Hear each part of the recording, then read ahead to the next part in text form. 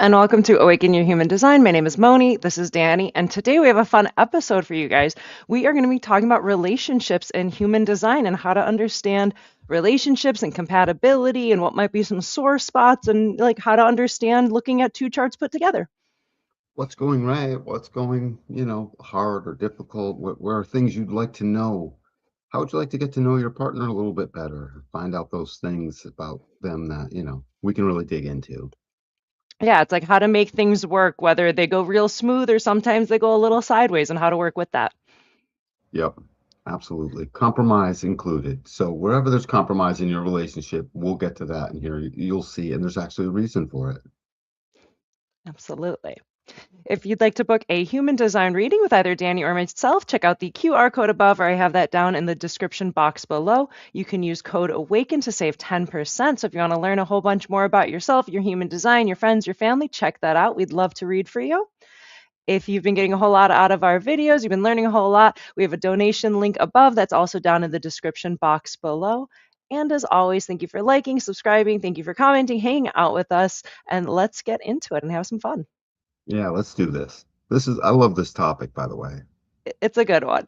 Hmm. So, starting off, we're going to revisit definition just a little bit. We did a whole big episode on this, so check this out after that video. But definition is basically your energy flow, whether it's yours or you're looking at someone else's. It's what's colored in the body graph. It's the channels colored in your body graph, and the two gates and the two centers at either end of the channel. And they represent what is consistently and reliably you. So when you see on your charts a single definition, split definition, triple split, quad split, or no definition for our reflectors, that's what we're going to go over next. Mm. Yep, the energy flows, and you'll see as the charts come together where your energy goes into your partner and vice versa. It's all of this is going to build up to this crescendo of how it all makes sense. And boy, are you going to love this information. It's Mm. real good. So, starting off, revisiting our single definition. So, single definition is when all the definition is in your body graph is connected in an unbroken path. So, on our little graphic here, we have, this is connected just in orange to indicate, look, it's all connected in one line. So, when someone's a single definition, they have a strong sense of self and they don't necessarily need the other. And that doesn't mean that they're not made for relationships. You can't make relationships work. It's just a different type of interaction when it's a single definition kind of person. They're totally meant for partnership. Everyone is. Everyone is meant for bonding. We'll change the word partnership to bonding. We're all meant to bond in various different ways, primarily through partnership as it relates to your husband, your wife, your partner. Um, And the thing about the single definition, they're totally meant for it. It's just that within the relationship, they tend to digest information quicker. That's the don't need the other part. They don't quite need the other to bridge a split, for instance, like I need. Um, in my body graph split definitions. So our digestion and our working through and our decision making and our all of that essentially has two different parts about it. So it's got to sort of inchworm through and this part gets it and then this part gets it and they agree. This happens quickly, it can, but it's just they will happen lightning fast. How they go from hearing information to suddenly having a way about them regarding the information, whereas me as a split very often will I'll be stuck in the background being like, well, I might mean this but it might mean that, just a little bit of various things because I'm sacral isn't making a decision for me. So I'm a sacral being. If this ended up being a sacral being, their sacral would work just as fast as mine, but their digestion of their movement and what they're going to do and how they're going to go about it is going to go much faster. Hey, we got to get over so and so's. Okay, I grab my keys, I walk out the door, I'm in the car. You ready to go? Not me, split definition. Let me grab this, let me grab that. Hold on a second. I'll be several minutes behind, almost always. And that's a good descriptor, sort of, and the single def is like, okay, well, I mean, let's hit the store. We only need a few things. Boom, boom, boom, boom. They get a few things ish, um, more likely than not, and I don't type thing. So that's how that's going to work. They digest quicker within the relationship.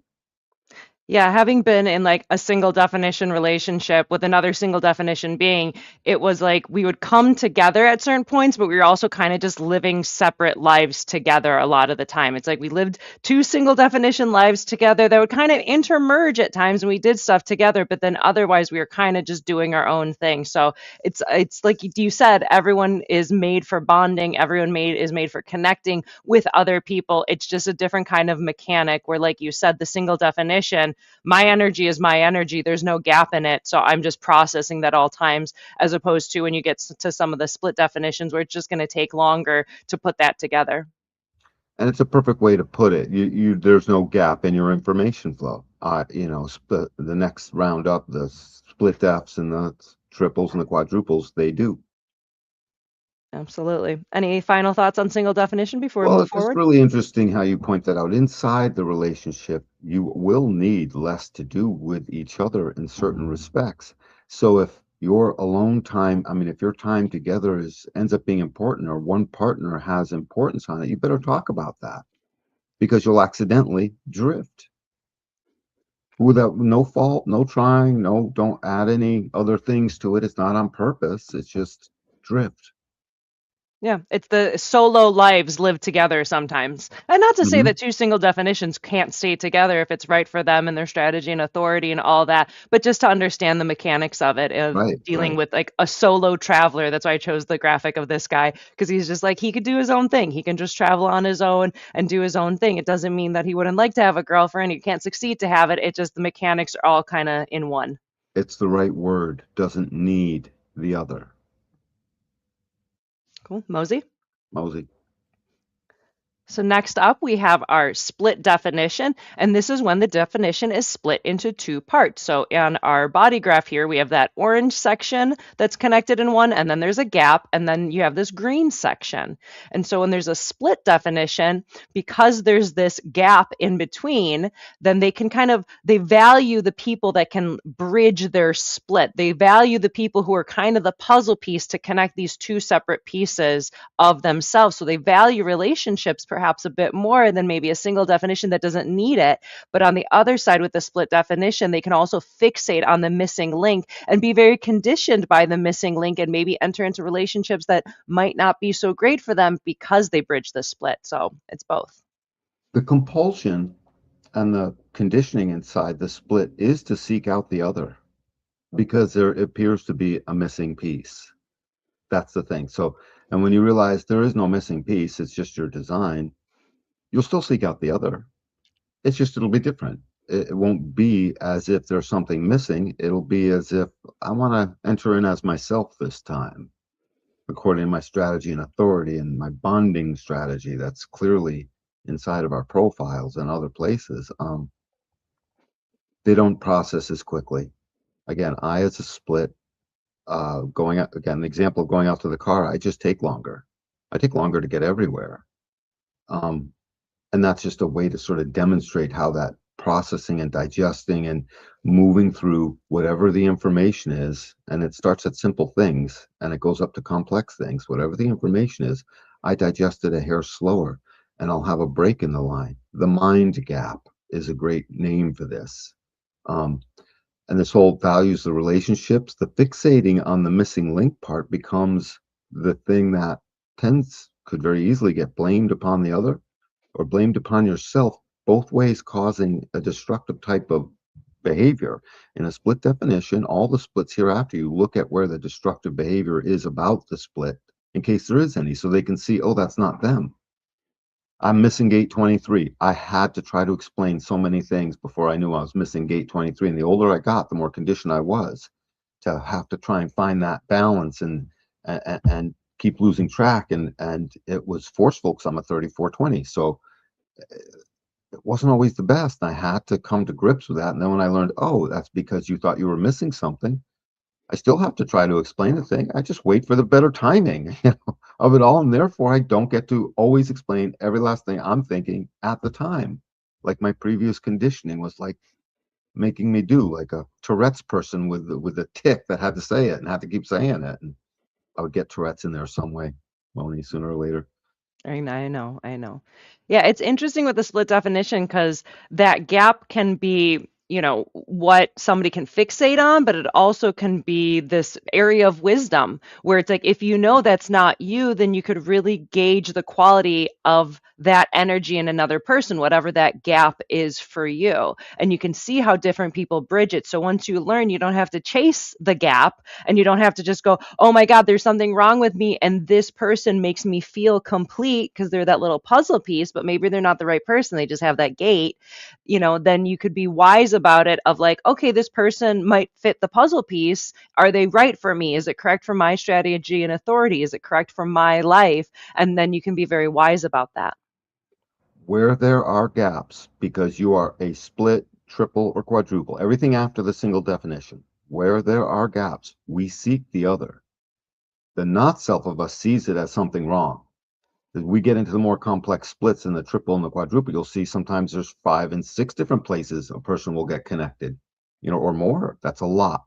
And the seeking of that, just generally speaking, causes the friction because there's a cute little nuance you need to see in this. In this particular picture, I'm not going to get into the full mechanics of it, but this is called a wide split because it'll take more than 2 gates to bridge that split, 2 gates or more to bridge that split. As soon as that's the case, the blaming leaves the inside. You blame a little bit inside, you start blaming a little bit outside accidentally. That's the conditioning. When there's a single split, you first blame inside and you're afraid to bring that outside. And either way, the blame doesn't need to be there for either party, is the point. There is no blame. This is your design. It's like asking to say God made a mistake when the baby came out, and God makes no mistakes in that way. You know, if you just want to look at it in the simplest terms, my favorite. Truly. Any other commentary on like split definitions and relationship? Anything worth mentioning? Just as we move through these splits, understand to see the different centers as different. Your partner has 2 different activities going on. Be aware of that. This picture has a mental activity and an identity splenic ego activity. I would pronounce it with the ego here, just because it would be the most sort of obvious, but it's got this ego identity versus just a lot of head stuff. So see that in your partner. Oh my God, he did it this way. Oh, head be gone. Oh, head be back. Ego be gone. Oh, ego and head be back. You can actually see it. It's entertaining. And then your partner can see it and they can realize there's nothing wrong with me. I guess I go back and forth sometimes. So talk about really being able to be awake and love your partner the way they are. What a amazing gift. I'm ready to move on. Perfect. So continuing on to our triple split definition, and this is where the definition is split into 3 separate parts. So if we look to our body graph, we have that orange from our single definition, we added the green with the split definition, and then here we have the yellow, which adds this triple split. So there's 3 different aspects to this body graph that aren't connected in one. And so when it's a triple split, these people enjoy different connections and how different people bridge these different splits. So they work well with different types and different groups of people, but one on one they might feel a bit stuck or stagnant because they need to feel the different ways those things are linking up. Yeah, when you're a triple split, you need to be out in the public aura every day if you can. You need to have it be a regular occurrence. The public aura is any place where a few people or more are milling by so you can physically move your aura through them. Supermarkets are great because the aisles make for close quarters. That's always good. But anything. Um, why? Why is that? Because when you're a triple split, you're now back towards looking outside of you because there's 3 separate things and not any one of them can decide to sort of quote be at fault. And so it's always looking outside the not self is for anything that's wrong. So when you're a triple split, very often they're looking at the other like there's something with a jaundiced eye, a little bit like when there's conflict. When there's love and everything's fine and there's fairy tales and honeymoons and all that stuff, this isn't the thing. But that would be the time to notice this stuff is here and start allowing it to be what it is. When the triple split being knows what they are, they just know that as long as they get out from that one, or they can't have a single husband, partner, wife conditioning them all day long the whole time. They must literally leave that. And it's no different than like when you crack your knuckles. Probably couldn't hear that. A If you little bit. could, a little bit. When you crack your nut, click, click, click, click, click, or when you get that great adjustment somewhere that was like click, clickety click all the way up your spine, and it's like it's so good. That's what this feels like. There's all these different spots to connect, and it's clicking amongst the people, and it's like, oh, that's good. Oh, let me stretch it out. And now they don't know that per se, but they energetically are receiving that as part of what makes them stay okay. So if your triple split, partner is antsy, you kick them out for an hour and they'll go get something to eat at a diner or go out to dinner with them. These are people that go out to dinner a lot. Let them go out to dinner an awful lot. Just be aware that their first impression has been conditioned into them to look outside of themselves during conflict, issues, rubs, frictions, various ways to describe that. Mundane things, all the way up to big, fantastic things. So come to know this in your partner so they can know it in themselves as well. Cool. Any other final thoughts on triple splits? Yeah, one big one. Having a one person that bridges all their splits does not bridge their split. I mean, it does not, it's not the same value as one person bridging a single split. When that happens, that's great. They still need their own time, everyone does, but to try and bridge all of these is not the goal. That's not what it is. They need to have different bridges that come and go for a little while to give it its auric shower, its little adjustment, cracking its knuckles and being, that great yawn in the morning that makes everything stretch out. That's what going out is. So don't try to bridge their splits as something like that's important. Just recognize wherever you do bridge the split, the part that is left out, which there may be one of the parts is left out and the other two are bridged, that's where you'll see, oh, this is where I can convince my husband of something. Where you can see the communication gets a little bit stronger in that one area, and you have to work at it a little bit to get to, if the sacral and the root were apart, you'd work a little differently if that were separated to get to their responsive nature. But you'd have access to their ego and their mind and all that stuff, and you'd be able to talk about this and what you're gonna. Just make sure you stop and ask the sacral. So, do we wanna? Because that's not in the conversation at that moment easily as much. So, it's an interesting nuance to watch. It's sort of nerding out a little bit though.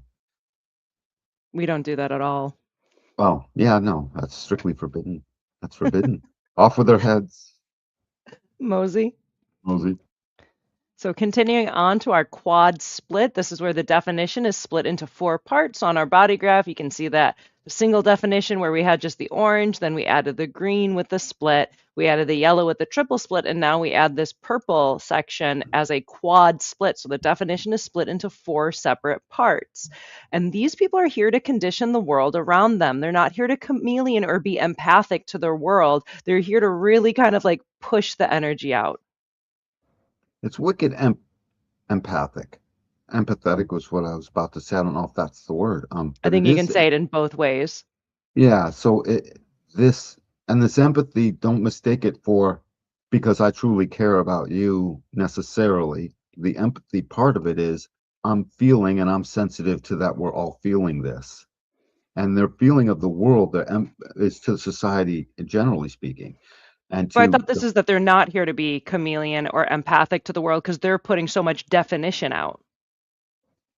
know that what it is they're empathic to their immediate partner because their partner is the person who's conditioning them in one way that they know there's a bunch of other things they still have going on. Their thinking process is so slow that they take forever to make certain decisions, and that's actually correct for them. The empathy I'm referring to is the recognition that because all that definition is out there, the true not self might feel no empathy, but an awake self realizes, oh my God, I'm a brick wall moving at this person with a bunch of different parts. I'm a little freaking spider monkey coming at you, can rip your face off. They're empathic to the fact that they're pushing out so much Yeah, energy and that the effect that yes, they're having on others. Okay, that's cool. they are empathic to that when they can see what their design is to the other. This is one of the skills they would have, the talents. It's not easy to break into this person. They by themselves are 9 and 0. What they are also is riddled with splits. When you get to the quad, you're back to the same strategy that the split definition has. The bridging gate is what means everything. And when you're a quad split, you're going to find half a dozen bridging gates. One gate bridges here, connects that. One gate bridges that, connects this. You'll find it all over the place. And it's a complex cacophony of information coming in as to how they're going to make a decision. I already had a hard time just figuring out how I can't always explain stuff because I don't have a gate 23. Imagine that going on with 6 different processes. That's a lot, and through different centers. So, I won't try to keynote that all through here, but you could see it with keynote through all the various centers differently. And so coming to know them is complex. And they don't necessarily need to be out in the public aura, except sometimes. Sometimes they need to walk through. If they had one person, one partner that bridged all of their splits, they'd still have to be very careful. That would be a 9 and 0 that was so close. Sometimes it's too close. And so they would have to know, I have this sneaking feeling sometimes it's too much. And the other partner would have that sneaking feeling that not only was it too much, but that they somehow weren't enough, because the quad split will have so much of its demands because it's back to the gate theme. What gates are missing here, here, here, and here? When when you're a triple split, it's not that. It's the open center is the theme for the triple split. You go straight to the open centers as to what their primary conditioning function from the world is. When you have the split and the quadruple split, you go to the bridging gates as the primary conditioning function. That has been conditioning them the whole way. So that's a lot of conditioning. Therefore, it's a lot of time to process. And when these people wake up, I can only imagine how thorough they will be as it relates to the aspects they can describe through the awareness they have of it in their very fixed way. Of course, they'll be very fixed about how they do that. Um, but yeah, what else could we say about it? It's interesting in relationships. I saw picky in the relationships that I have seen the quad split female with their husband. I have seen an incredible fickleness in general without a 55 or a 39 that was like, well, it's more like this. It's more like that. And I noticed a lot of that energy. Husband didn't really care, thank God, just regular dude. But if you were a quadruple split, he'd probably have the same thing. There's a type of pickiness that has to show up because of the intricacies of how they digest information more slowly through so many different avenues. It's like an extrusion process. We're extruding the thing out through the machine, and 32 feet later, we'll have a whole coil. And the single split all the way back to that, they're like, I'm not extruding anything. I'm just a button pusher. I push on and it's working. And the split definition says, well, I only need 2 feet of that, and they're out the door in just a minute. The triple split is like, I need 15 feet of that, and I need a hall pass to get out of your aura as much as possible twice a day. And the quadruple split is, no, this is a long, slowed down process. Don't you worry. And they're almost always going to be emotional. They are, I mean, 99 out of 100. There is a configuration where they aren't, but as a quadruple, but they're worth the wait. So, Perfect. Mosey? mhm. Feel like there was something I'm missing, but you don't have anything else to add to any of the other ones, not just this one, but the whole split and the whole definition series. Is I there mean, anything we else? I mean, we did the big definition series where we have all of it. We don't need to like get every Oh, single last bit. Yeah, we have other you're right. videos We went on over this. definition. Yeah, we have a whole big episode on relationships. So we're just laying the foundation for the next info. So moving on to our no definition, this is where there's no defined centers. So all the centers here all are white. So these are our reflectors. Then people come to them. And so reflectors are going to be reflecting the community and the people around them. And they're also going to have that like slippery Teflon aura where they're just kind of sampling and slithering through. And they need more time to make their decisions as they're like processing because they're reflecting so much of other people in the community and the transits and the moon around them. They're the only one with a defined timeline to make a decision. Think about that. At least 28 days. Yep. One cycle of the moon. It's actually defined for them. That puts them directly in touch with the program, and their entire decision-making process is riddled with, by the way, their day-to-day decision-making process is on what makes them feel good, just like everyone else. That's what's supposed to happen. Listen to that little 4-year-old in you. It tells you what's true, blah, blah, blah.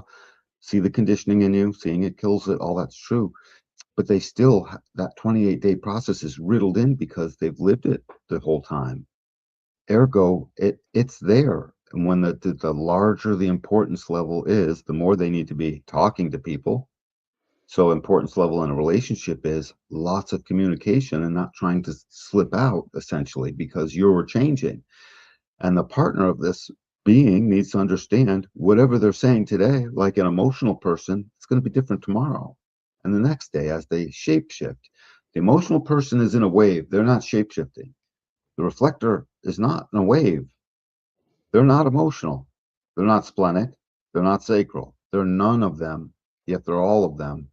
And they're in their own type of changing, they're a changeling because the next day they have new definition. They're the only one with a changing definition that has a fixed time for decision making. It sounds very mechanistic in that way. And it is. The name reflector, you can't place enough emphasis on that. It is to reflect back. And that's why their aura is slippery and Teflon. It's called a resistant and sampling aura.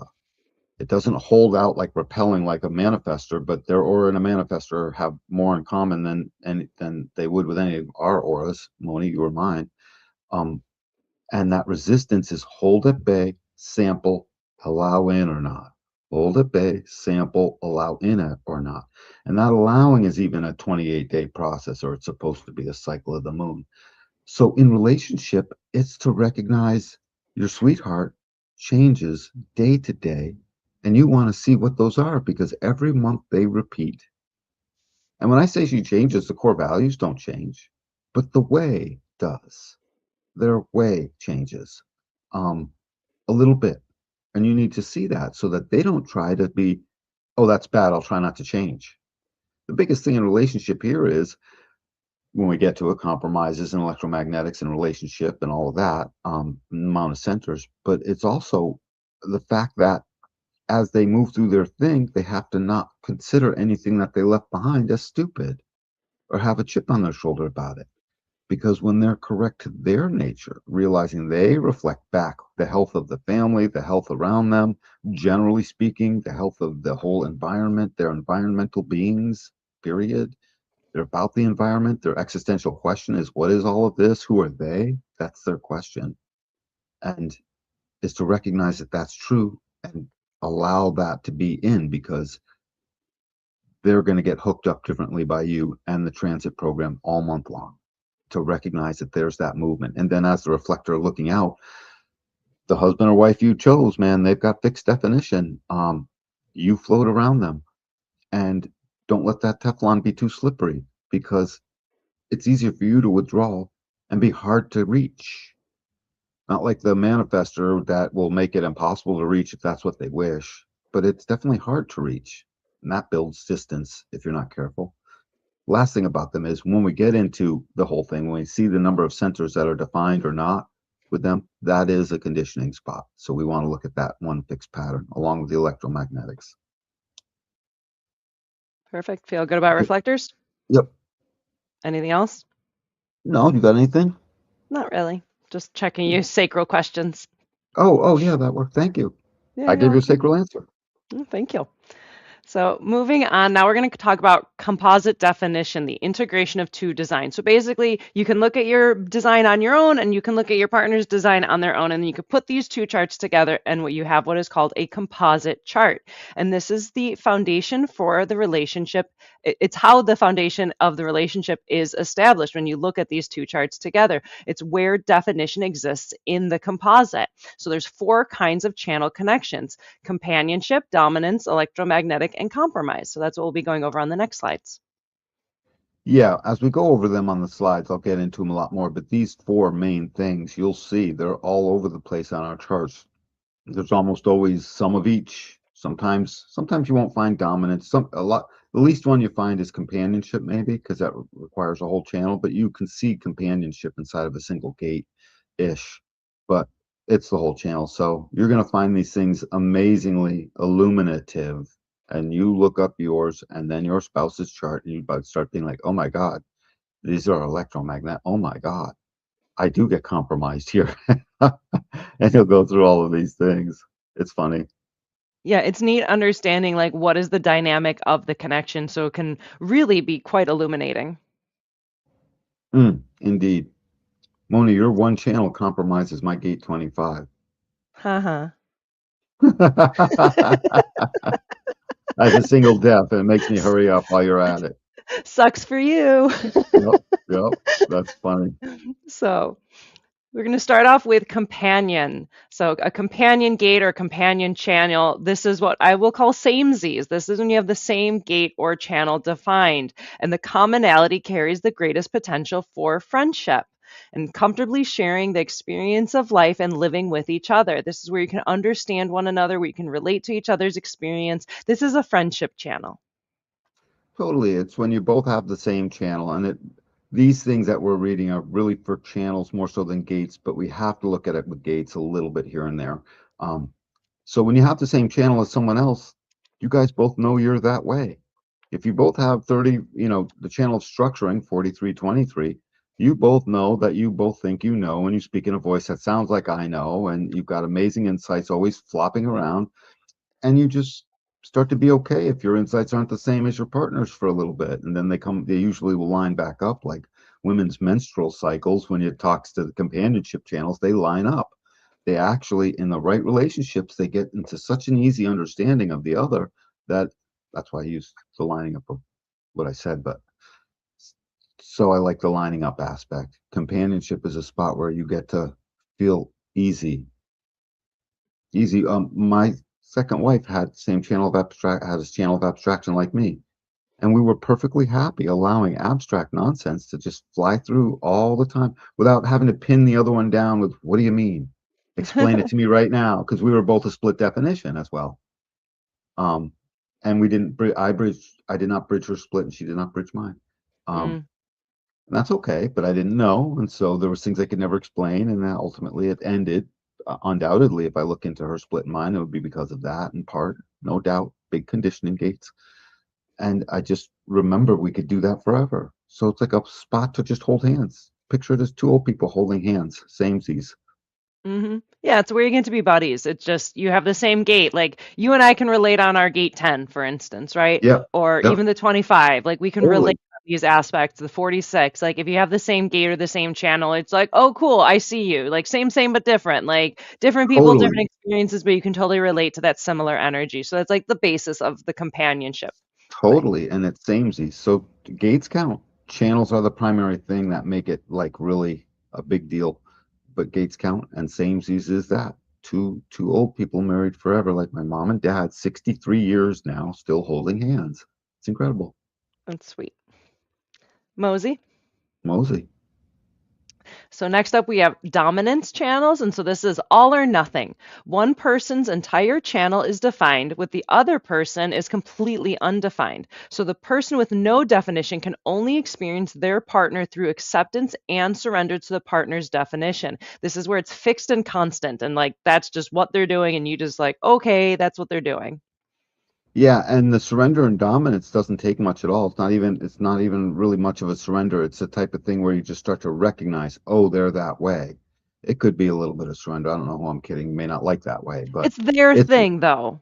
it is their thing, and it doesn't really affect you the same. It doesn't affect you much because it's their thing. And dominance is great. It's great for each relationship to have at least one dominance channel each. That's a successful thing. It's a place you truly do get to know the other because they're that way and you're not. So you get to know it by contrast. And so people knowing me, my 3420, oh, he's just busy. He just does his thing, blah, blah, blah, blah, blah. And as long as they don't have any skin in the game with 34 or 20, it doesn't compromise them. And they're like, he's just that way. And I'll look at a channel of community person. I'll be like, no, I love community people. I got no skin in that game, no 37, no 40. And I love what they bring. When they're dominant in that way, I get to know them that way. Yes, their emotional wave is going to make me do stuff and I'm not going to like it and whatever, but the whole thing I'm going to appreciate because I know them that way. And I'm going to trust that. That's Yeah, dominance. Dominance is great. Yeah, it's almost even being like impressed by the other person, especially if like they're good at doing their dominance thing of like, wow, you can do that. Like I can't do Right. any of that. That's like your thing and that's super cool. Neato.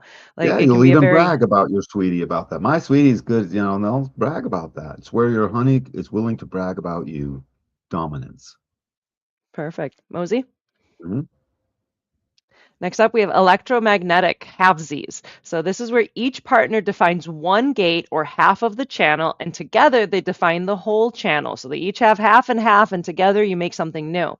And this establishes a vital flow of energy between the two centers at either end of the channel. This connection represents the basic dynamic.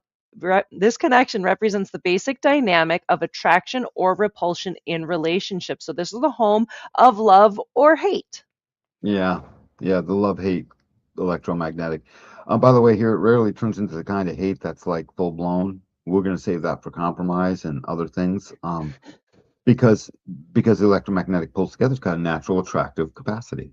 So just like the starting of the universe, there's just a little more positive matter than there was antimatter, and in the moment it mattered, universe tilted towards matter. Here we are. It could have gone the other way. We would be negatives of ourselves at that point.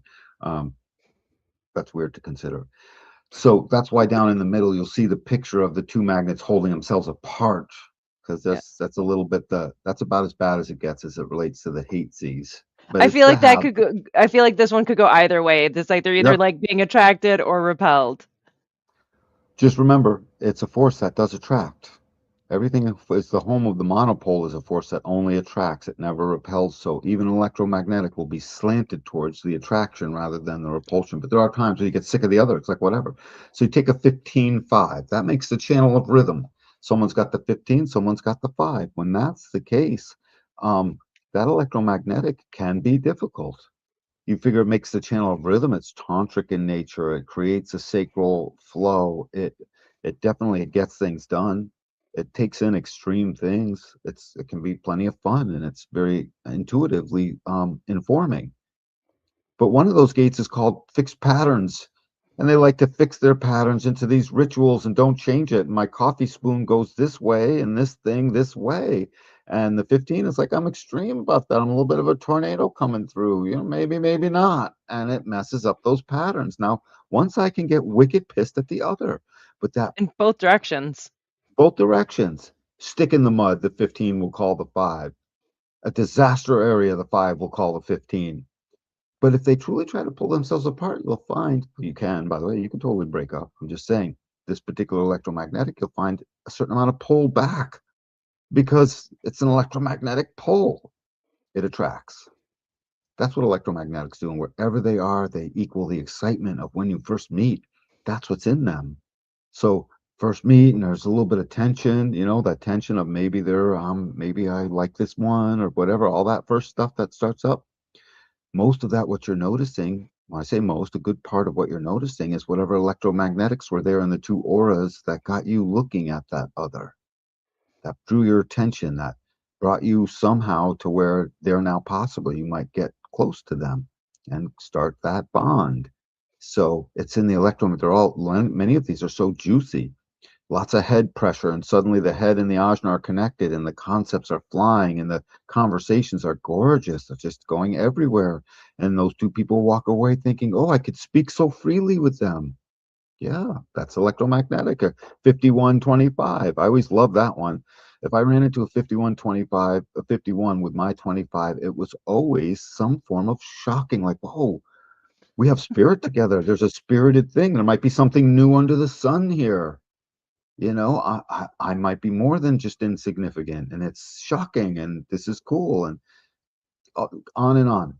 These things do that, and so suddenly we would have a great night, and what we'd be remembering about that night was this thrill aspect of it, physical thrill aspect. What did we do? Well, I mean, we just walked around the city, but it felt like we were gliding and running around the city somehow, chasing little events and excitements. Exciting is the word that would come to mind if that electromagnetic finally just shows up, and that person would go home to her girlfriends, whatever, and be like, "It was so exciting." Well, maybe get into a relationship where there's a home and a mortgage and the stuff you do day in and day out and jobs you go to, and you might find it totally.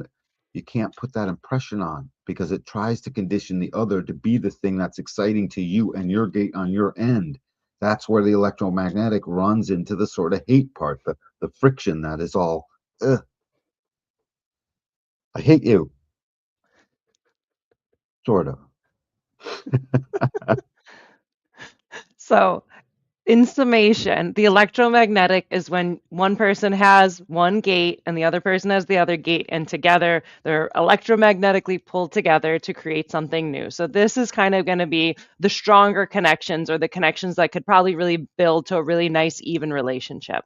Yeah, and they're the things you definitely feel right away. If there's electromagnetics, that's part of your draw. Hmm. Never mind a solar plex or not, those two. But if there's electromagnetics, you're drawn. Moni, do you know where we have electromagnetics? I forget. We have one, I think, or We have two. a couple of them, but I'd have to look. It doesn't matter. Okay. I don't want to get lost in that. Yeah, We yeah. have so much more information to go Let's go. over. All right, let's Yeah. go. So finally, we have our compromise connection. So pulling rank. One partner defines the whole channel, and the other partner defines only a single gate in the channel.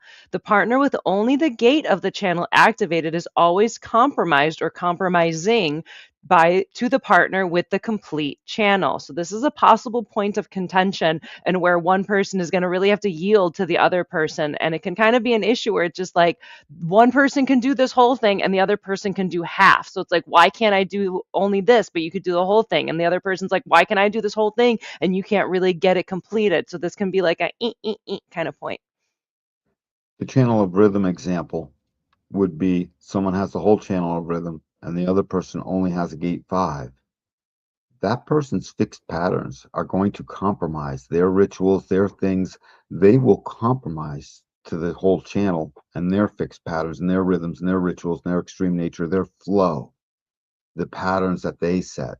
And when I say compromise, it doesn't mean you can't have your pattern. It means you end up slipping it in and having it exist in and amongst the column that is standing there, which is the whole channel. It's like you've got to put your table and arrange your chairs around the column in the center of the room. That's what it's like when you have a compromise. The other person is that column, and you sort of got to arrange your chairs around it. And you got to put the table off to one side so people don't bump into it, blah, blah, blah. Um, it feels compromising. Yeah, one It side is feels always giving into the other, whichever the energy is, because you can have multiple compromise channels in a relationship, but it's like the person with just the gate is always going to kind of have to give in to the person with the whole channel. Yeah, that's very true. And that giving in feels really personal, and sooner or later it runs into I can't stand you. And the person to blow up the most is the person with the most compromises. They're the person Mm, to disorganize first, is the one suffering the most compromises. Now, when you wake up in your nature and see what's really going on, that, oh, this is a compromise, you find where your flow is supposed to go. You find, like, where whatever the compromise is. A mental channel is a great, I mean, all of them are great examples of where this thing will go. If you have eight and one and it's a channel of inspiration and someone only has the eight and the other partner has the whole channel, the partner's inspiration that creatively pours out of them is what's spoken first. It's sort of where the unique direction of that family unit's going to head more often than not. And the partner with just the gate eight is, how come I can't make my contribution? I'm a silent cog over here. This isn't for me. That's what they start feeling the compromise as.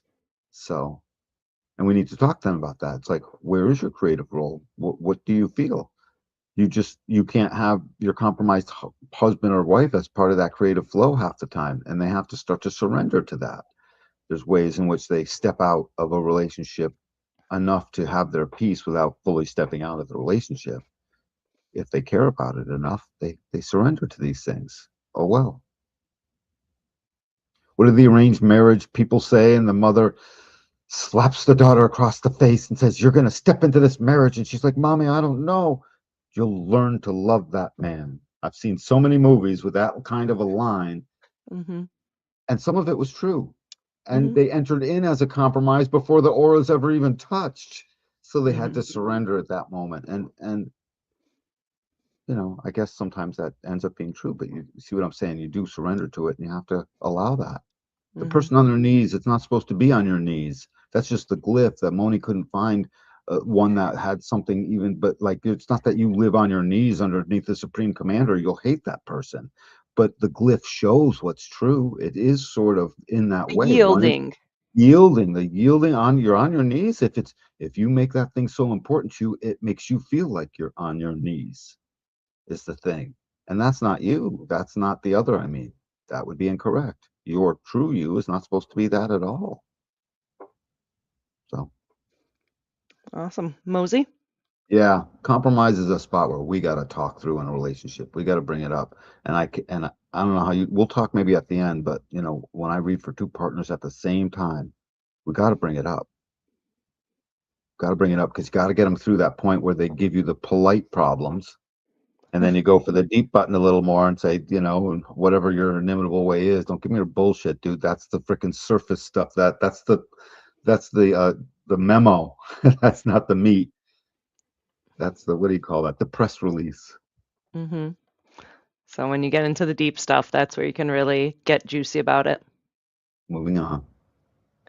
So next up, we're going to go back to looking at the composite charts. And so when you put two charts together, you can also look at how the centers connect between the two people. So if you look at a composite chart, there'll often be like a couple numbers and a cute little phrase. So we're going to go through those right now, starting with the 9 and 0. So this is when you have a couples chart put together, and when they're put together, then the couples have 9 centers defined and 0 centers undefined. So it's 9 and 0, nowhere to go.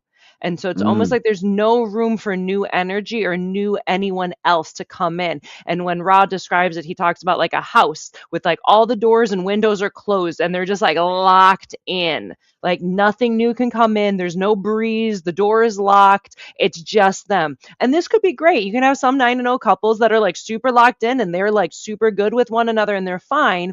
Other situations I've seen where people have a 9 and 0 and they're so locked in that like no one else can get in, no one else can get out, and people can end up feeling kind of stuck or stifled. Or if it's like a wrong relationship, you can see it in somebody's body where like they'll start to kind of like not look like their dysmorph. best vital self. Yeah, they're kind of dysmorphed, malformed, and they Yeah. start to kind of not function in a vital way. So it could be great. It could be a little too locked in. So that 9 and 0 is actually, it's a really warm feeling, just so you know. Again, on a first date, it's going to feel just like the picture on the left. It's a lock. And if you are a 9 and 0, you need to know that every once in a while, one of it would be fun for you to start to recognize which one first starts to get a little antsy and needs to leave the aura. Mm. Remember, leaving the aura isn't breaking up. It's not there's something wrong with you. It's not there's a problem. It's none of those things. It's just there's an energy exchange. There's a voltage exchange between us. I'd like to stop being zapped right now for a minute. Is that a problem? If you think about it, there is a voltage differential between these auras. So that's tickling us or it's affecting us. If you have a split, you can have 9 and 0 and still have a split or a triple split within that 9 and 0 configuration. Technically a quadruple split. There's no rule against it. Exceedingly rare. But just a split is common enough. 9 and 0s to have a split. If you have that split, you'll focus there an awful lot, both of you. And that is wicked interesting to see. So we need to see it and show it so you can know, oh my God, we're bound. We're bound together. Sometimes that binding needs to get pulled off. When we get to the next one, you'll see it changes. The whole tenor changes. Any other thoughts for 9 and 0? Nope, you're locked in with this one, that's for sure. You can't see anyone else, and no one else can really affect how the thing's going to go. So make sure you're using your strategy and authority when you're getting into that relationship so you know it's at least right. Please, yes.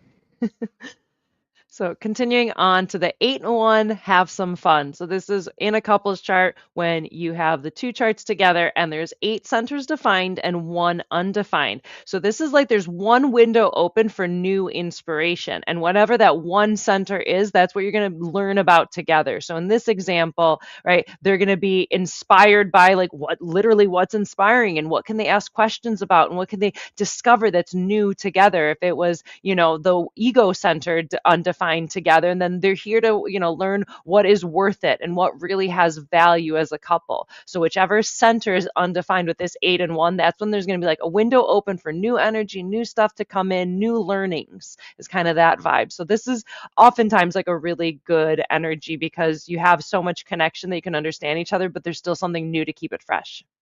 Yeah, and it is so sort of idyllic one in a way. The 8 and 1 have some fun. It really sort of does tend to be that way. Um, my last long-term relationship, we were 8 and 1 with an open route. We had fun with how we put each other under pressure. The pressure to get out the outside, the pressure to go to the thing. It moved us, and it did get us out the door. When we're looking at these windows here, this is where the stuff comes in. But because the picture doesn't quite allow it, imaginarily put a door in this picture as well, because it's also where you go out. So you'll both go out that one door more likely than not. And the pressure will move you into something, that is the right pressure for you, hopefully. And I remember we did that an awful lot, and there was a certain amount of fun with it. So window coming in of the stuff, and then when we get to the next couple ones, you'll see also doorways going out. Any other thoughts around the 8 and 1? 8 and 1, have some fun. You like that open center? Come talk to us. We'll show you how it works. There's our link if you'd like to book a reading with either Danny or myself. Check it out. The Book link's the also reading. down in the description box below. A lot less expensive than getting divorced. I'll tell you that much. That's true. That's very true. Moni, So, have you saved a relationship yet? Have you had a what's that? save under? Do you have a save under your belt of a relationship yet? You will if you haven't. I'm sure I've had lots of interactions, but that's No, an but offline kind specifically of thing. through Danny, the design. offline, Oh, offline. okay. I have. we, It's we, cool. I know we're an hour in though, and we have a lot more stuff to go over. Gotcha. So next up, we have the 7 and 2 work to do. So this is when you have a combined relationship chart you're looking at, and there's two open centers. So there's two open windows. It could kind of almost feel a little drafty, and you're unsure what to focus on. So in our example here with our body graph, there's an open head and an open root. And so it's like, okay, you have this root energy coming in to pressure you to do stuff, and this head energy to pressure you to think about stuff. And so it might be a little, you don't know what to focus on. It could be a little confusing, a little like uneasy in a way. Two people now with two different places to place their focus because these are the open centers. Remember, the open center becomes a focus because the not self is trying to fix it. And the awake self realizes they get a lot through there in their openness. So one is open to going out through the head pressure, receiving stuff in, and they're inspired with head pressure, but the root pressure person suddenly is stuck and they don't want to do anything and it's too much stress to them because the root pressure is about stress. And then the root pressure starts to stress the other person, and they're suddenly, I don't want to think about this. I don't want to think about this. They're now both, not only did the inspirations come in differently through the different windows, which could get a little confusing. It'd be like, honey, what channel are you on? And the other was like, well, I'm on this channel. What channel are you on? But they don't know to ask that question. Part of the wisdom here is just to teach them to ask the questions of the open centers. So you could say, well, there's a miss here. What channel are you on? Hey, what channel? Oh, we're on our separate channels, and they'll see that. The reason I say you got to add doors here now as well is because as a problem starts to unfold, remember 7 and 2 work to do. If you're not doing the work, and if it's something's not quite working out, suddenly you start to go out separate doors. There comes the distance. There's the relationship starting to whatever. And because I'm under too much pressure, I'm not going to that thing tonight. And the other one's like, well, I don't want to have to think about this pressure and I want to go. And boom, different doors. He went through the door that stayed home and she went through the door that went out, or vice versa. And that can happen, start happening more and more. And suddenly it becomes an entrenched thing. That's how you know you're not doing the work. So when we read through the centers that are the two open ones, you'll start to see it in your relationship. Yep. Yeah, it's an interesting one where it's like there can be a lot of stuff coming in that could be interesting to kind of explore together, but yeah, it can be almost a little uneasy or like what are we supposed to focus on? Are we focusing on this? Are we focusing on this? Right. Right. Exactly. And you don't even necessarily know to ask that. The Hmm. stressed person is just stressed and they don't necessarily want to. Right. And the inspiration slash questions person is like, well, I want to go. I think I do. And they're not thinking about the stressed person that doesn't want to. So they don't even know that it's the same language unless they know the language. Cool. Any other thoughts? Nope. Cool. So continuing on to 6 and 3, better to be free. So when you're looking at a relationship composite chart and together there are 6 defined centers, but 3 undefined centers. So going back to our house analogy, it's almost like there's 3 open windows and it can be kind of confusing, right? So in our body graph design, then we have like the open head, the open spleen, and the open solar plexus, and can kind of be like, what are we looking at? So even more so than the 7 and 2 with the 2 open centers, now you have a third thing coming in, and it can just be very disorienting. Yeah, Ross said it two ways. Better to be free and 6 and 3, you'll disagree. Huh. His first relationship course was that was how he taught it. You'll disagree. Um, and they both work. And so you will disagree because there's now too many options, and each of you can realize we don't know which windows these things are coming in. I can't tell where this is, but do I know this person well enough? Can I tell what's going on here? And then now there's 3 forms of egress out of the relationship. And so people go running for the door when they don't know what this thing is, and they run for their door, and the other person runs for their door, and they don't realize that they're running along the same doors essentially that they created by coming together in the first place. Those doors weren't there until they showed up. Um, in an awake partnership, this is not supposed to matter. I mean, it truly isn't. In a true awake partnership, this doesn't really matter. I mean, anyway, it's not supposed to matter, but it matters deeply to the not self world and in relationships generally, the conditioned world, which we all are. And I can see myself getting caught up in something if it got to be too ugly or whatever. And people who are truly just conditioned all the way, this is going to show up. This will help drag you out of your conditioning and really get into your experiment to have this big configuration and choose to stay together. Give me those people because I know they're going to sign up to wake up, and we'll enroll you in the wake up extravaganza that Moni and I do for people. So, yeah. Yeah, it's very interesting with like the 6 and 3 and any of these dynamics because it's like you can look at them with like a romantic relationship. You can also look at it with like friendships and see what the interaction is just to Yep. understand the mechanic. Like it's kind of funny, like Danny and I, we are a 6 and 3, better to be free. But it doesn't mean that we can't be like good friends and we can't talk about a lot of cool stuff and like explore energetics together. It just, it probably, That's good. yeah, no, I I have didn't. yeah, I have it right in front of me on my Oh, phone. Yeah, okay. we're 6 and 3, better to be free. So it's like, yeah, we could still learn a lot and be friends and have fun, but we'd probably drive each other a little crazy in an actual like relationship. Absolutely. I have to be just allow myself to be me, and then suddenly it doesn't matter, and I don't really want to be free. I don't want to be free, Moni, in that way. Yeah. Better to be you, better to be me. Well, you get to be you, and I get to be me, and it doesn't seem to be something that we need to be free of. I feel like I'm this is saying, going to turn into some like Dr. Seuss rhyme. yeah, it sort of is, isn't it? It really, well, it lends itself up to a plus 369. We got them sacred numbers going on there, Uh-huh. and stuff in numerology. But regardless, it's nothing that can't be like totally worked through and understood. There's no reason for anything. I forgot, and you're right. I guess I knew for sure it was 7 and 2. I forgot that it was 6 and 3. Yeah, and it's just like more than anything, it's just to understand the mechanics. Like this isn't supposed to be like, oh, you look up your chart with somebody, and you're like, oh my God, 6 and 3, better to be free. We can't be friends. We can't be anything. Like, it's this is not a Only catastrophizing there. thing. It's Yeah. just to understand the mechanics of like, cool. This is why maybe sometimes it gets weird for us sometimes. Like that's all it is. Like don't judge yourself or your relationship based on what pops up on your human design. Like it Mhm. doesn't make you a good or bad person. It doesn't make it a good or bad relationship. It's just understanding the plumbing underneath it. That's, what's causing things to be brought up, whether good or bad. Right, right, exactly. So Shazam 6 and 3. Wait till we get to the next one. That one there is almost it's almost either or. Yeah, I'm ready good for with this that? one. Yep.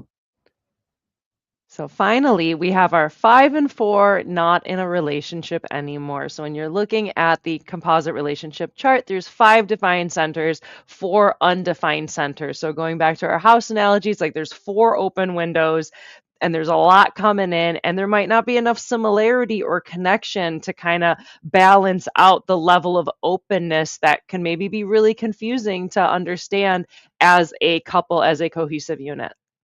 If ever there was going to be the likelihood of an easier breakup, it's between 5 and 4 peeps. They just sort of get it. No need to blame the other type thing. They just sort of get it. Um, Hmm. but at the same time, if they really got it and they found that they were good together because their strategies and authorities light up and they have that energy, in this configuration, there would be an ego, there would be an identity, a movement towards beauty, you know what I mean? A capacity to think and manifest. If that turned them on, suddenly they'd be like, oh, I don't really know how to feel. I don't really care what we think about. I don't, you know what? That's not my pressure, but maybe I'll help you a little bit. That they would be just accepting of the things, just generally speaking. And they undoubtedly would have partially to very much separate lives and at least certain aspects in their life. But we would find out talking to them. It doesn't have to be a sad place. Listen, if you're in a 10-year marriage and you got kids and you're 5 and 4 wondering what to do, all is not lost in any possible way. Seriously, don't fret. This is a matter of radical acceptance. And you loved him for something or you loved her for something in the first place. So you'll find you'll this is the openness to re-remember what you loved in the other in the first place easily. At least in a 6 and 3, that's a tension. That 3 is always going to be a tension. 7 and 2, you just got work to do. Shut that up. You're going to have to do it. It's not the same thing. All this amount of openness gets you to actually more easily remember and keep coming back to remember about what you really like about the other person, because the other stuff's just too much of a pain. It's 4 of them. Let me just remember what's good. Let's play to our strengths. This Hmm. is a wisdom to play to your strengths, configuration. So there's a lot of ways that this can end up working out, generally speaking, only if you're awake to your nature. If not, forget it. I Yeah, could and see the again, if it's like argument. strategy and authority kind of thing, like if Yep. it's actually right for you, if it's right for you and like that's where you're supposed to be in, then this could be a place where, oh, hey, we have all this openness together. What can we learn that this is all for an openness and it's not us? And we can understand how this energy affects both of us, for example, right? If it's correct for you. And maybe if it's not correct for you, then maybe it's true, like not in a relationship anymore. And like that's okay. Like Yeah. it's okay to separate with love and wish the best for another person. Right. Yeah, absolutely. And then this is basically the last configuration. You could keep going lower. Technically speaking, two people could be, 7 and 2 the other way around. Two and They seven, could, yeah. yeah, 2 and 7. They could be two reflectors that make no definition whatsoever. They could be 0 and 9. I mean, That that's would be configuration. wild. It would be wild, but You get it's two math. reflectors that were born like in the same hospital on the same day. There you go. Right, with the same definition, they won't create any electromagnetics now, will they? Yeah. Yeah, so But those then we're just centers would, playing pretend. well, listen, it's not exactly unheard of. It's mathematically totally there. I imagine it's a wicked low percentage, 0.001 or whatever, And you but it's probably wouldn't still be attracted to that person because they're like they're too similar to you. Like we're attracted to the other, we're attracted to that which is different. So there might literally just not be a lot of attraction there. right. Now that attraction as time goes by and as people age tends to do like what happens when we're young and we're, all out for, radical this and as we get a little older, we get a little more conservative about, hey, well, let's hold on to a little bit of what worked and all that stuff that we do. It's the same thing here. They you end up seeing that, oh, there's something worth holding on to here that we don't have to get rid of from the past. But yep, Mosey? Mosey. So, continuing on, now we're going to talk about line resonance and harmony. We're going to talk about the vibes. So, starting off with line resonance. So, this is if you're looking at your gate and then your decimal and your line, if you have the same line as another person, whether it's in the same gate, whether it's an electromagnetic, whether it's, in a compromise, you can look at how your lines match up in this way. So, it's the same lines can be 1 1, 2 2, 3 3, 4 4, 5, 5, 6, 6. So like real simple here. It's just when you have similar lines, then it can resonate together and there's an understanding. Resonance is important. It just, when you see it in your chart, this is a spot where you guys are the same, essentially. Yeah, exactly. So this is like super easy. You can vibe. You're both like playing the same C chord, for example. Moni, we should point out to the people, when we're talking about these lines, we're talking about your two profile lines, and secondarily, but also importantly, the two nodes on the And also, personality design side, the actual lines that they're in, but mostly it's the profile lines. well, it could be anything. I feel like it could be if your profile lines match up or they don't, or it's the nodes and if they match up, or even if you have an Right. electromagnetic. If someone has like, a 15.1 and a 5.1, then like Totally. those Those would are vibe resonance. together. So anywhere Absolutely. you can kind of look anywhere if the lines kind of vibe together or not, is how I see it. Mhm. So then next up, we can start talking about our harmonies. So there's three different harmonies. We're going to start off with the first one, the harmonies of lines 1 and lines 4. So line 1 is the foundation of formalization, whereas line 4 is the foundation of externalization. Yeah, so line one we know is making foundations, just generally speaking. If you leave it at that, when you look at your profile, let's say you're a 1-3 and someone else is a 4-6. Well, that one is now in harmony to the four, which is the foundation of the externalizing. So this becomes something that the two people can see works together. That they have to work at it, but the foundation of one comes out, and they teach each other to do the other option, to do the other's role. So the fourth line learns to externalize with a little more foundation, even if they make the foundation themselves. And the first line learns that they can talk about it.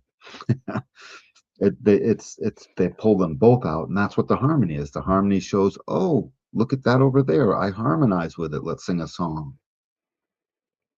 And even like understanding like the lower trigram and the upper trigram, because the lower trigram is lines 1, 2, and 3, and then the upper trigram is lines 4, 5, and 6. So lines 1 and 4, they're both the foundation. Line 1 is the foundation of the lower trigram, and line 4 is the foundation of the upper trigram. So that's why there's that relationship. Yeah, and they're totally foundational. That's why it starts with the same word, you know. Hmm. And one is the foundation of the entire hexagram as well as of the lower trigram. And the fourth becomes like a sub-foundation that's on that second floor, just as important because it's getting the whole transpersonal process rolling.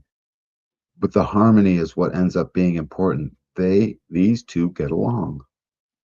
They get along with each other. They understand each other. It takes a little bit to understand, and then it becomes a natural understanding between the 2. Absolutely. Mosey? Mhm. So for our next harmony, we have lines 2 and lines 5. So line 2 is in the middle of the lower trigram. Line 5 is the middle of the upper trigram. So line 2 is integrating the creative medium of aloneness. And line 5 is the integration of the collective projection. So help us unpack those big words. Yeah, that's funny. Well, second lines are hermits. Second lines are this creative little potential freak that's a natural at this and has a knack for that or not. And they're always interpersonal. They have interpersonal destiny. And so integrating creative medium through aloneness is in they want to be left alone, and it creates their specific way for them. Now they're still not making a foundation like a first line, but what they're doing is they're finding their knack and their creativity within the foundations made by the first line.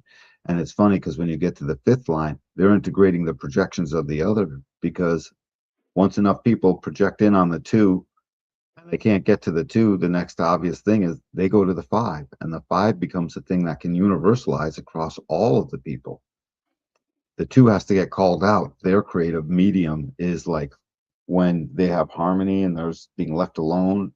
And the five's creative medium is in how they integrate with the collective and accept those projections. Fifth lines need to learn to allow that projection in. So the fifth line, I mean. So second lines are little naturals. They're just projecting out. And the fifth lines take that natural gift and they end up not just externalizing it, but universalizing the natural gifts that started in second line processes and showed up in fifth line processes as now what the world wants. And so it projects it upon all the fifth lines that they're going to deliver. So all the second lines are delivering the mystery and the things about the cool stuff that we might want and the freaky little natural stuff that fills in all the gaps from the foundation. And the fifth lines are the ones responsible for universalizing all of that and getting it out into the world and basically saying it to the other. They have to integrate that projection field because everyone projects upon all fifth lines hopes and dreams. Let me place my hopes and dreams in your good care, and you're not going to mess this up, right? I don't want to have to talk about you behind your back. That's what Ruin fifth your lines, reputation. yeah, fifth lines get a lot of that kind of energy, and that's why they learn to integrate the collective projection of people coming in. A well-adjusted fifth line person that knows that that's going on learns to simply accept the right projections and ignore the rest. That's good advice. Hmm. Practical. Continuing, yeah, very practical. Hmm. Continuing on. Yep. So finally, we have our harmony of line 3 and line 6. So line 3 is the top of the lower trigram and line 6 is the top of the upper trigram. So line 3 experiences. Line 3 is just bumping into everything and it's experiencing the world. Whereas the sixth line holds itself back from having the experience unless it's worthwhile. And this is a more mature and progressed third line. So the six line process doesn't even start until 28. Wherever there is a sixth line, it cannot start until the age of like 28 and a half, 29, when that Saturn return shows up. So all six lines are third lines in the first place. So they learn the experiences. It's just that the third line stays in that experience ridden zone and it only needs that one word. Third line people are bumping into things. They check this out. It's trial and error. They make and break bonds. They sustain at their creative endeavor. Whatever the creative endeavor starts out being, they are willing to sustain at that. They carry their share of pessimism with them. That's okay. That's a guidance tool. But the sixth line after the 28 and a half years rises above that, meaning it goes up onto the roof and it starts to hold back from having too many experiences. It's not zero, it's just now it lessens on purpose so that it can pull itself out of all of that subjective matter and bring itself a little more mature, a little more objective. And so they become natural harmonies to each other, wicked natural harmonies to each other, because all six lines know they were once a third line. They're the only line in the body graph that actually changes is the sixth line. It's a changing line. It's a line that's about to transition out to the next hexagram anyway. Right after the sixth line, you got to go somewhere to the first line of the next hexagram. So experiences meets the wisdom over what's worthwhile regarding these experiences. And that makes three and six have an incredible harmony together as it relates to seeing one another. So, Very nice. Moni, I got to get the door. Okay. So I will switch over. So here's our full page of line resonance and harmonies if you want to like screen grab this because it's some pretty solid information, but just to understand how the lines relate to one another. And so like Danny said, you can look at this as your main profiles, right? Like I'm a 3-5. So like I would get along the resonance would be another third line and another fifth line, right? Or you could look at your nodes, and my nodes are what? Lines 1 and lines 5. So if it's a line 1 person or a line 5 person, we can resonate on that. But then you can also look at how you have your your compromise channels or your electromagnetic channels. You can see how these different lines interact, whether as a resonance where it's the same lines 1 1 2 2 3 3, or you can look at it as the harmonies when you have the 1 4 connection, the 2 5, or the 3 6. They all have this relationship, so you can see this in different areas of your chart, whether on your own looking at profile compared to profile, or if you're looking at the composite charts of two charts put together and how the gates and channels interact. What you're looking to just see in your charts right up front, cursory, before you book an appointment so we can read through these things for you, is you're looking to see where is there resonance or harmony within any of your profile lines. So if someone's got a 2-4 and someone's got a 3-5, it's not the 2 and the 3 that are harmony or resonant. They're dissonant with each other, but it is the 2 with the 5. And so there is a thing that then shows up inside that relationship. If you have no harmony or no resonance in your profile, that's like going out two separate windows a little bit. And so that's going to show up in how come they're like this? How come they're like this? How come they're like this? How come they're like this? And and then you go to the nodes to see what the compatibility is there. And as long if there's compatibility in the nodes, it can act sort of like a placebo for there being no compatibility in the profile lines. But you put them together, you find out what the strengths are, you play to it. That's the point. Yeah, it's playing with the mechanics because even I have a really good couple friend where when I'm looking at their charts and it's like, oh, their profiles had no resonance or harmony, which like, oh no, could that be an issue? But then when I looked, all of their electromagnetics were either resonance or harmonies. So were they Wow. actually connected? I know, right? That was like a crazy thing where it's like, oh no, their profiles don't match, but all of their electromagnetics are super in line.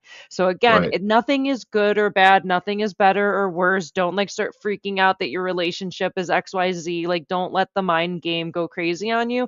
It's just understanding the mechanics like Danny said and work to your strengths and see where those weaknesses are and maybe communicate it and talk about it and understand each other and again, work to the strengths. And for God's sakes, if you're in a relationship already, don't hold your partner's chart against them. As soon as you become aware that that's how they are, you have to surrender to that and allow it and start to just not care. You already don't want to care mostly anyways. It's just you do.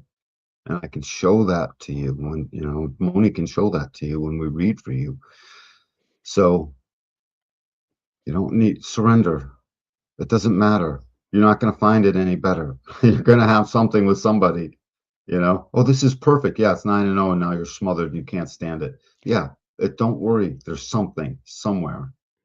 There's going to be good and bad in every individual chart and definitely in every like couples chart. There's going to be positives and negatives, and you can just work with it if it's right. When there And are it, compromises and you're willing to surrender to that, for instance, it becomes so important because ultimately it is a spot where you get to see the other can't help it. And then the other starts to see that in you. And now you guys are having awake conversations truly about each other rather than pointing fingers at the mysteries you're not sure of that break relationships up and seem to be these things we call problems, big problems in the relationship. Probably not.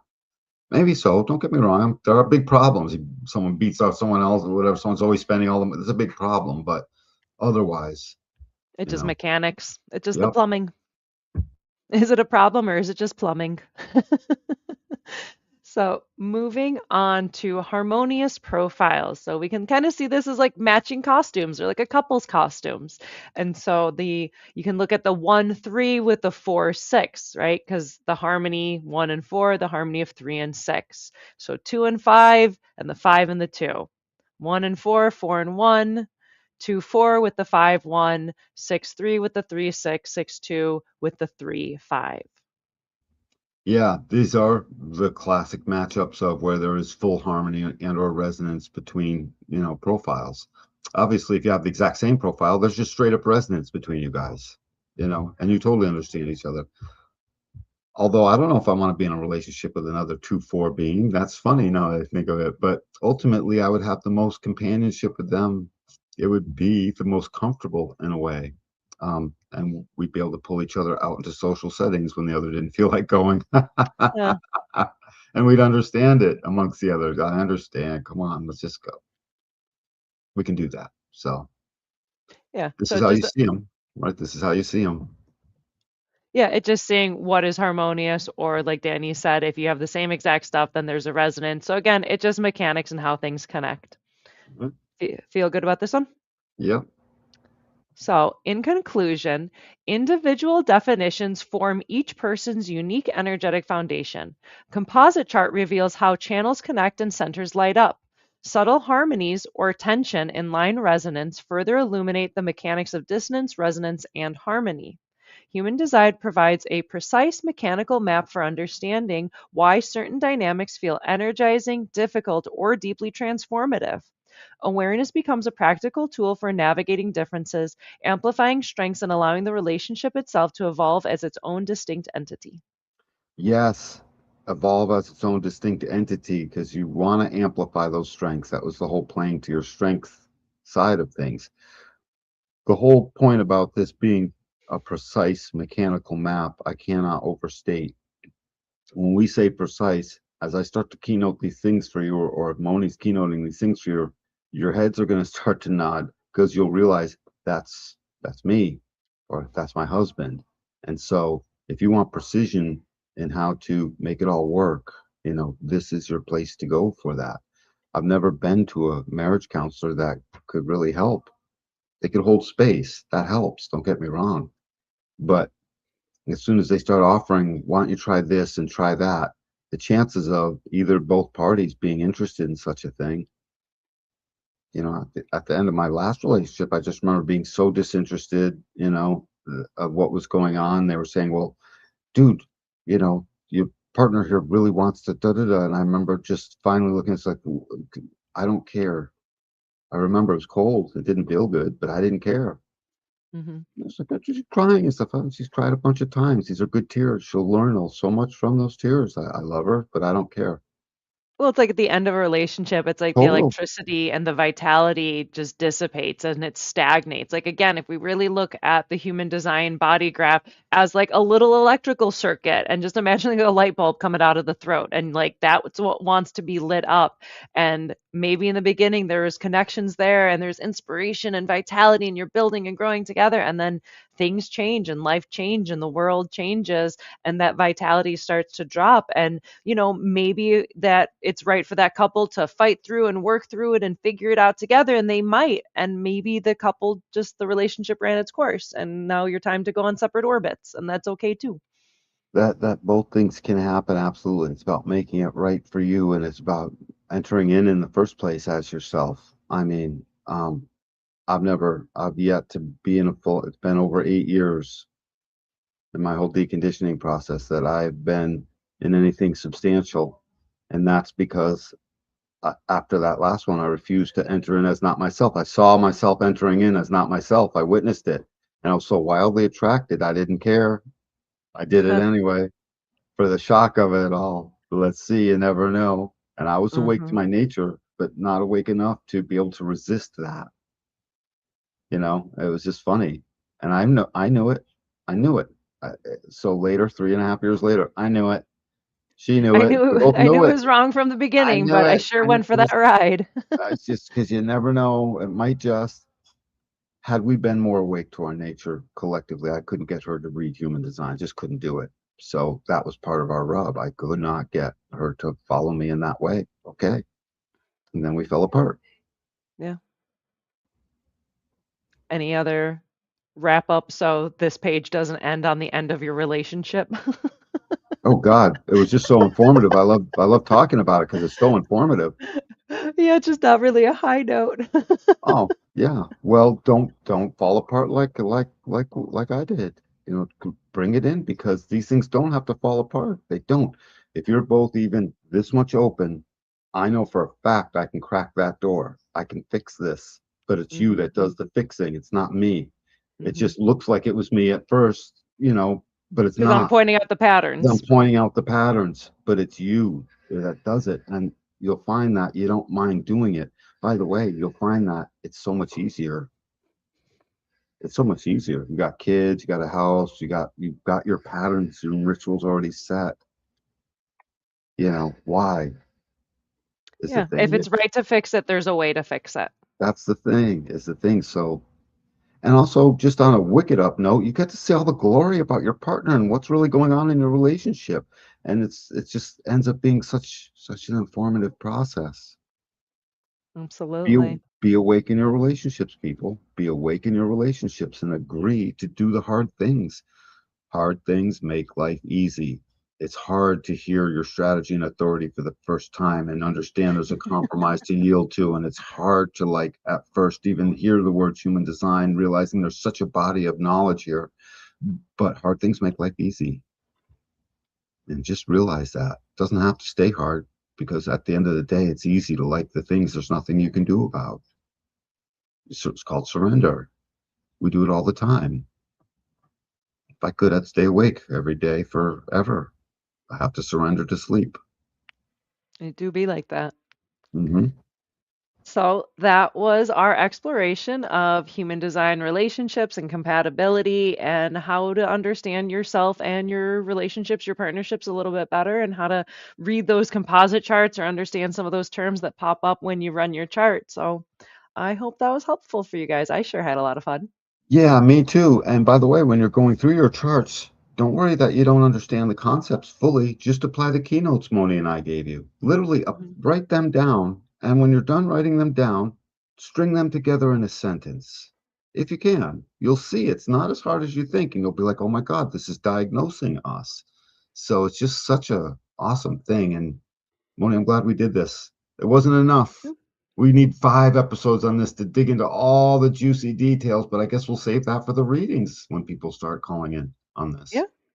Yeah, I mean, if you're interested in booking a human design reading with either Danny or myself, check out this QR code above me, or I have the link down in the description box below. You can use code AWAKEN to save 10%. So check that out if you'd like to learn a whole lot more about yourself, your partnerships, your relationships, understanding what's going on and why is it ticking which way, and where's there attraction and where is there a resonance or a harmony or some tension. We'd love to help you out. Absolutely. And on that note, much love, everyone. We'll talk to you next time. Yeah. And just as to say it, next week we will be doing the gates of love. So that is going to be pretty fun of exploring human design and the love gates, the mundane and the anti-mundane, the hot and cold love gates. So we will kind of continue our little bit of a relationship deep dive next week. Awesome. Till then, everyone. See you next time. Bye.